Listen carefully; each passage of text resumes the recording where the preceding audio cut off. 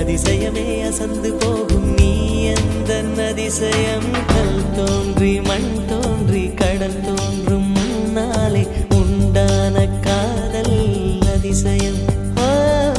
16 வயதான பருவத்தில் எல்லோருக்கும் படர்கின்ற காதல் அதிசயம்